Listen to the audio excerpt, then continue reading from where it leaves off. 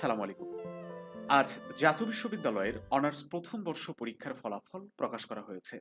ফলাফল অনুযায়ী এবার গড় পাশের হার 87.4%। অর্থাৎ প্রতি 100 জনে 13 জনের মতো স্টুডেন্ট ফেল করেছে। এই ফলাফলে তোমাদের মধ্যে অনেকেই অনেক বেশি খুশি হয়েছে, আবার অনেকেই তাদের এক্সপেক্টেড রেজাল্ট না পেয়ে আশাহত হয়েছে। শিক্ষার্থী বন্ধুরা, জাতীয় বিশ্ববিদ্যালয় অনেকের কাছেই স্বপ্নভঙ্গের একটা জায়গা।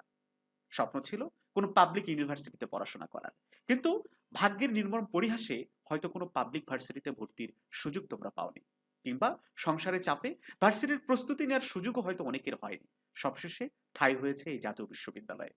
আমি জানি তোমাদের মধ্যে অনেক স্টুডেন্ট এবার ফেল করেছে, যাদের পুরো শিক্ষা জীবনে কোনো একটি সাবজেক্টেও ফেল নাই, কিংবা স্কুলের টেস্টগুলোতেও তাদের ফেল নাই। এটা সত্যিই হয়তো তোমাদের একবারে মন থেকে ভেঙে দিচ্ছে। তবে সবকিছু শেষ এখনো হয়ে যায়নি, অনেক কিছুরই করার বাকি আছে। এখান থেকেই তুমি তোমার জীবনের সর্বোচ্চ সফলতা অর্জন করতে পারো। জাতীয় বিশ্ববিদ্যালয় একদিকে যেমন স্বপ্নভঙ্গের জায়গা, আরেকদিকে এখান থেকে শুরু করে শত শত স্টুডেন্ট প্রতি বছর গ্রাজুয়েট হয়ে তারা বাংলাদেশের প্রত্যেকটা সেক্টরে সুনামের সহিত সফলতার সহিত কাজ করে যাচ্ছে। এই জন্য তোমাদেরকে বলবো, ভেঙে পড়ো না। তো যাই হোক, আজকের ভিডিওর টপিক ছিল যে অনার্স প্রথম বর্ষ পরীক্ষায় যদি তুমি দু একটা সাবজেক্টে ফেল করো, বা তোমার যদি গ্রেড পয়েন্ট খারাপ আসে, তাহলে তোমার করণীয়টা কি। আমি জানি অনেকেই এই দু একটা সাবজেক্টে ফেল গেছে, হ্যাঁ, তবে এইটুকু তোমাদেরকে আমি ভরসা দিতে চাই আজকের ক্লাসের মাধ্যমে, যে অনার্সে জাতীয় বিশ্ববিদ্যালয় পড়ে যদি দু একটা সাবজেক্টে ইমপ্রুভ না থাকে, আসলে অনার্স করার মজা নাই। সো ভেঙে পড়ো না, ঠিক আছে? এখান থেকে তোমার একটা নতুন শুরু হবে। ফার্স্ট ইয়ারে যে ভুলগুলো করছো, এই ফেল না করলে এই ভুলগুলো শুধরাই নেওয়ার মতো অবস্থা তোমার তৈরি হতো না। আমার কথাগুলো মনোযোগ দিয়ে শোনো। আশা করছি আজকের ক্লাসের মাধ্যমেই তুমি চমৎকার একটা সমাধান পেয়ে যাবে এবং তুমি ঘুরে দাঁড়াবে। আমি নিশ্চিত আজকের ক্লাসটা তোমার জীবন পরিবর্তন করে দিতে পারে। শিক্ষার্থী বন্ধুরা, আমরা এটা নিয়ে আলোচনা করবো, একই সাথে আলোচনা করব তোমাদের জন্য অনেক বড় একটা সুখবর আছে যারা ফেল করছে। ওকে, তো একটু ধৈর্য সহকারে শেষ পর্যন্ত আমাদের সাথে থাকো, সুখবরটা নিয়ে ভিডিও শেষ করবা।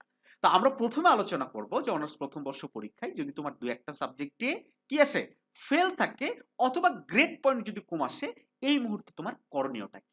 শিক্ষার্থী বন্ধুরা দেখো, জাতীয় বিশ্ববিদ্যালয়ে পড়ার সবচেয়ে মজা কোথায় জানো? যে কেউ তোমার রেজাল্ট জিজ্ঞেস করে না। বাসায়ও বলা যায় যে হ্যাঁ ফার্স্ট ক্লাস পাইছি, কেউ কারোর রেজাল্ট ভেরিফাই করে না। আর ওই যে এসএসসি এসএসসি গুলো দেখছো না, গোটা বাংলাদেশে একবার তোলপাড় হয়ে যায়, এই তোর রেজাল্ট কত।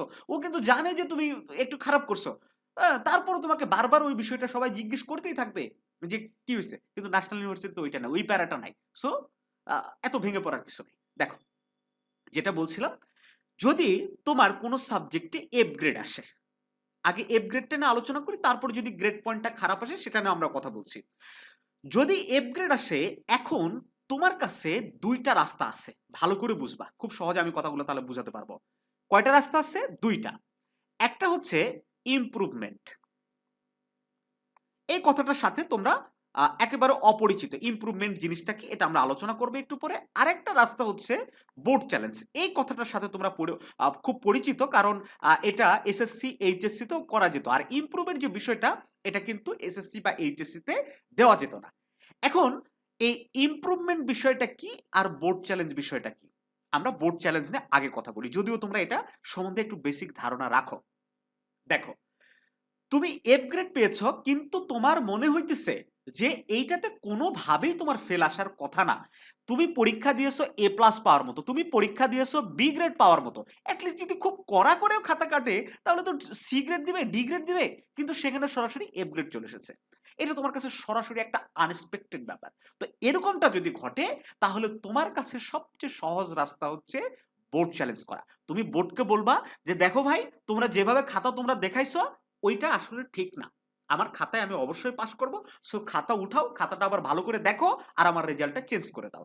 এর বিনিময়ে বোর্ডকে তোমাকে দিতে হবে মোটামুটি 1200 টাকা, এর সাথে bank charge plus service charge, others কিছু খরচ হইতে পারে। 1300 টাকার মতো ওভারঅল একটা সাবজেক্টের জন্য খরচ হবে।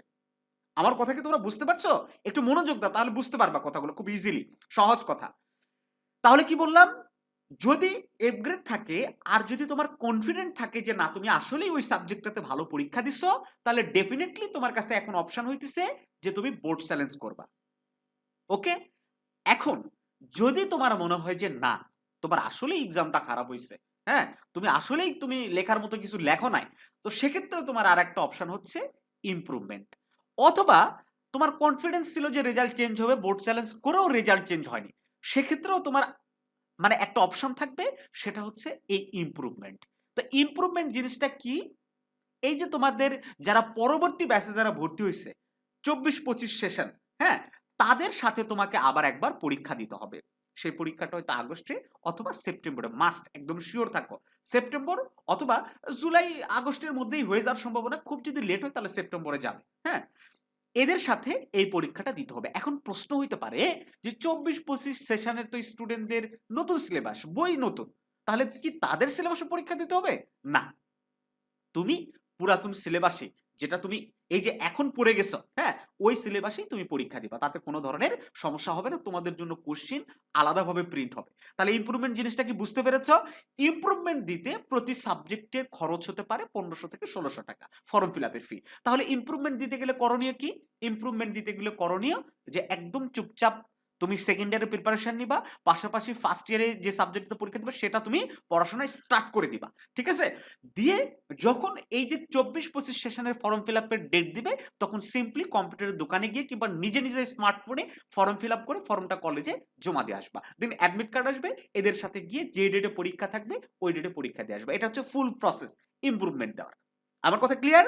আর বোর্ড চ্যালেঞ্জের তাহলে ডেট কবে দিবে? বোর্ড চ্যালেঞ্জের ডেট আগামীকালই দিতে পারে, অথবা আরো 2-4 দিন সময় লাগতে পারে। ওকে, তবে মোটামুটি একটা 15 দিনের মতো সময় পাওয়া যায়, 15 দিনের মধ্যে এই বোর্ড চ্যালেঞ্জের আবেদনটা করতে হয়। আমরা একেবারে নির্ভুলভাবে জানবিডি টিম এই বোর্ড চ্যালেঞ্জের আবেদনগুলো করে দেই, প্রতি বছর হাজার হাজার স্টুডেন্টরা আবেদন করে দেই, তোমরা চাইলে আমাদের থেকেও করে নিতে পারো।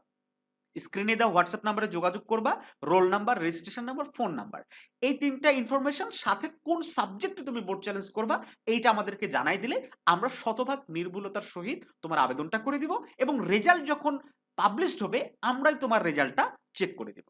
ঠিক আছে?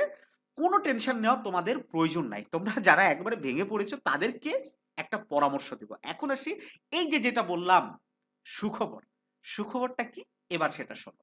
দেখো, বোর্ড যদি তোমার পরীক্ষা ভালো হয়, এই যে এতক্ষণ ধরে আলোচনা করলাম এফ গ্রেড নিয়ে, হ্যাঁ, যারা ফেল করেছে, এখন একটু আলোচনা করি যারা সি গ্রেড, ডি গ্রেড বা সি মাইনাস বা প্লাস এরকম পেয়েছে।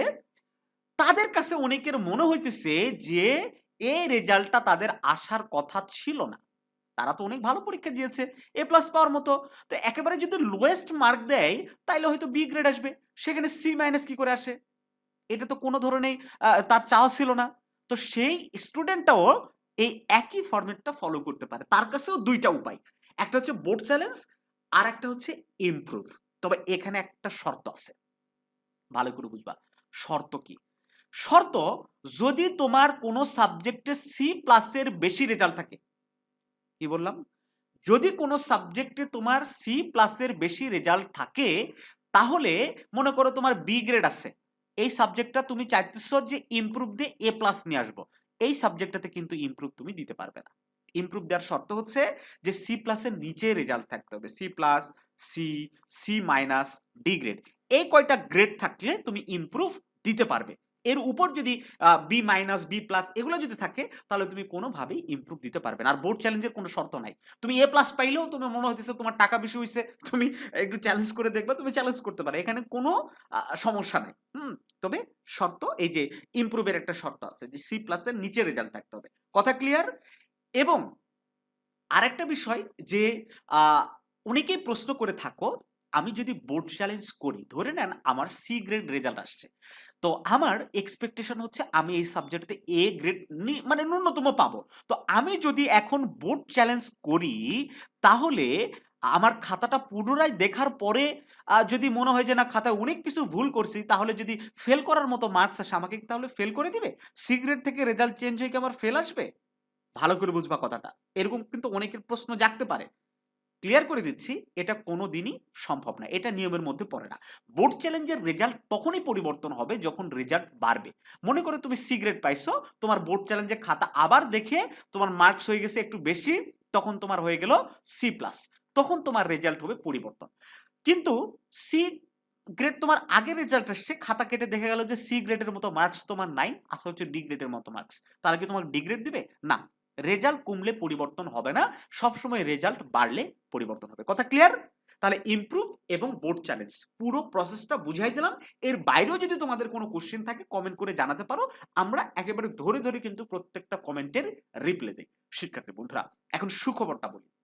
সুখবর হইতেছে যে জাতীয় বিশ্ববিদ্যালয়ের এই বোর্ড চ্যালেঞ্জ বা খাতা পুনর্নিরীক্ষণের নতুন নিয়ম করা হয়েছে। কি নিয়ম? নতুন নিয়ম।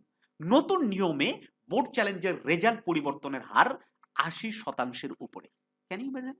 ৮০% উপরে।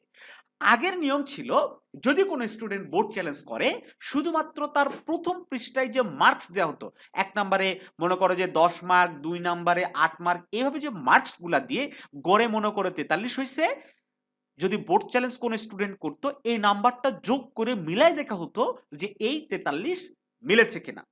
কিন্তু এখনকার নিয়ম আমাদের মাননীয় যে নতুন উপাচার্য স্যার, ঠিক আছে, doctor S M Amanullah Ferdous, উনি আসার পরে নতুন নিয়ম করছে যে না, শুধু উপরের খাতা নয়, পুরা খাতা প্রত্যেকটা প্রশ্ন ধরে ধরে আবার চেক করা হবে, আর একজন নতুন টিচার দ্বারা চেক করানো হবে যে আসলেই তার খাতায় পাস করার মতো বা মার্কস বেশি দেওয়ার মতো লেখা আছে কিনা।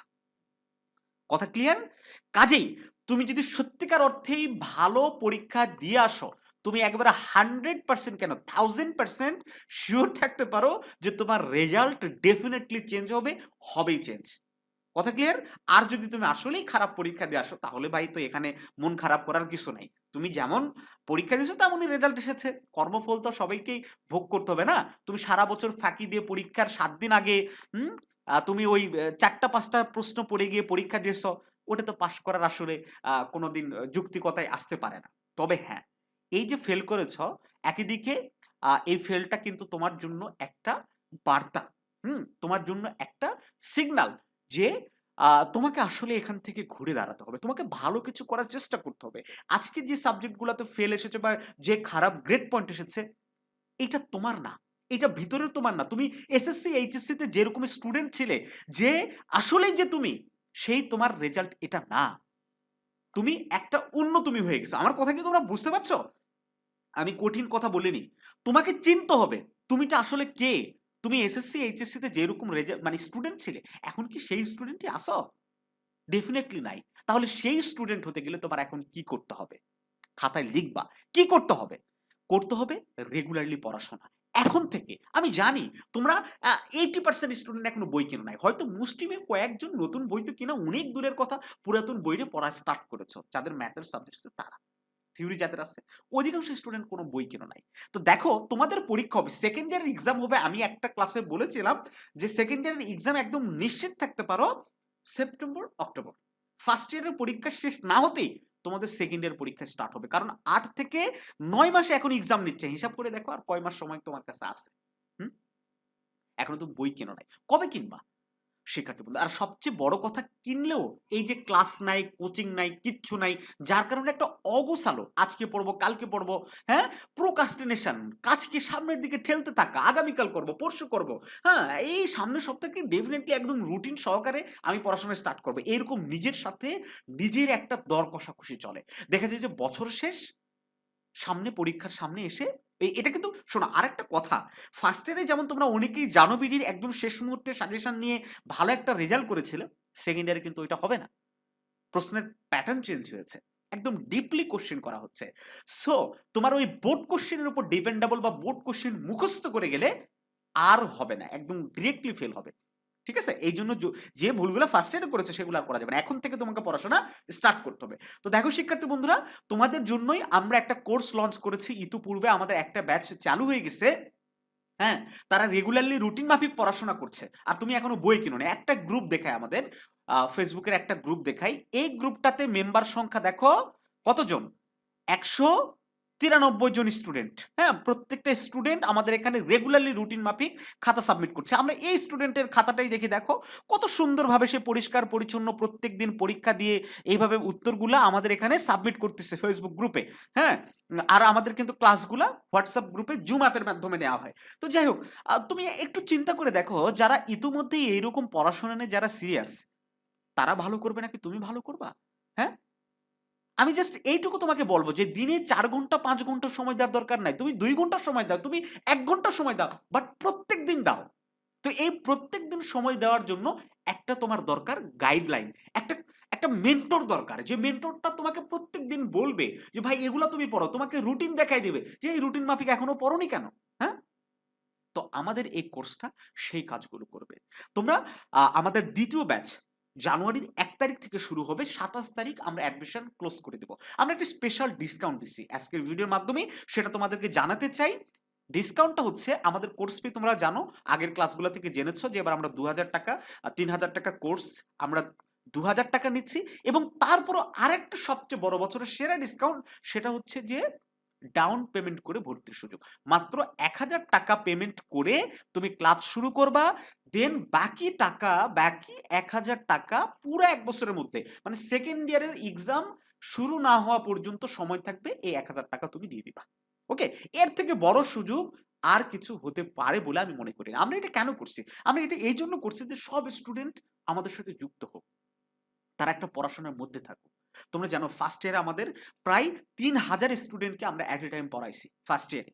আশা করি তারা সবাই ভালো করছে, খুব কম সংখ্যক স্টুডেন্ট খারাপ করছে। যারা কথা শুনবে না, কোর্স তো আর তাবিজ না, হ্যাঁ, এটা তো তাবিজ না যে গলায় নিলাম আর টাকা দিয়ে নিলাম আর ঝুলায় রাখলাম ভালো কিছু হয়ে গেলে, এরকম কিছু না।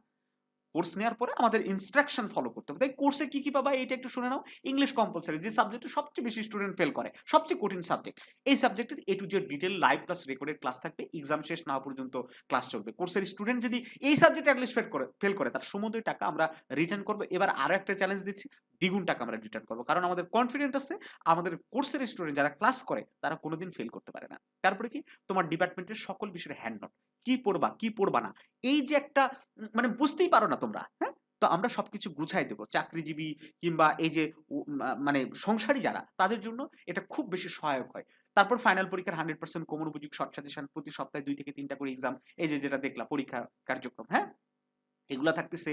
তারপর বিশ্ববিদ্যালয়ের প্রতিটি বিষয়ের যে রেকর্ডেড ক্লাসগুলো আছে সেগুলো তোমরা গুছায় করার সুযোগ পাবা। হ্যাঁ, ক্লাসগুলো আমাদের না, জাতীয় বিশ্ববিদ্যালয়ের, বাট এগুলো আমরা গুছাই দেবো তোমাদেরকে। তারপরে কি, পরীক্ষা শেষ না হওয়া পর্যন্ত অভিজ্ঞ শিক্ষকদের সার্বক্ষণিক সাপোর্ট, আমরা একটা ডেডিকেটেড নাম্বার তোমাদের দিয়ে দিব, যেখানে তোমরা যে কোনো সময় ফোন দিয়ে সরাসরি স্যারদের সাথে কথা বলতে পারবা, তোমার প্রবলেম নিয়ে স্যারদের সাথে ডিসকাস করতে পারবা। হ্যাঁ, এটা একটা স্পেশাল সাপোর্ট। তো তুমি একটু বিবেচনা করে দেখো, পুরো 1 বছরের জন্য মাত্র 1000 টাকা, এটা যদি, সরি, 2000 টাকা আর 1000 টাকা পেমেন্ট করে তুমি ক্লাস করার সুযোগ পাচ্ছ, এই সুযোগটা তুমি কেন নিবা না? হ্যাঁ, তোমার যদি এতটুকু ভালো করার ইচ্ছা থাকে, এখনই হোয়াটসঅ্যাপ নাম্বারে যোগাযোগ করে তুমি ভর্তি হয়ে যাও। আশা করছি ফার্স্ট ইয়ারে যে ভুলগুলো তুমি করছো, হ্যাঁ, সেগুলো কাটিয়ে উঠে সেকেন্ড ইয়ারে অনেক ভালো করতে পারবে। আর মোস্ট ইম্পর্টেন্ট, ফার্স্ট ইয়ারে যে 2-1টা সাবজেক্ট তোমার ইমপ্রুভ থাকবে, আমাদের এই কোর্সের মাধ্যমে কিন্তু সেগুলো তুমি কভার করে ফেলতে পারবা। ওকে, তো তোমাদের জন্য অনেক অনেক দোয়া এবং শুভকামনা রইল। আর জানবিডি টিম, এই কথাটা মনে রাখবো, কোর্সে ভর্তি হও বা না হও সেটা তো পরের বিষয়, কিন্তু জানবিডি টিম প্রত্যেকটা স্টুডেন্ট আমার পাশে আছে, যে কোনো পরামর্শের জন্য তোমরা আমাদের হোয়াটসঅ্যাপে যোগাযোগ করে তোমাদের প্রবলেমগুলো আমাদের সাথে ডিসকাস করতে পারো। হ্যাঁ, তো ভালো থাকো। আবারও বলছি, তোমাদের জন্য সবসময় আমরা দোয়া এবং শুভকামনা জানাই।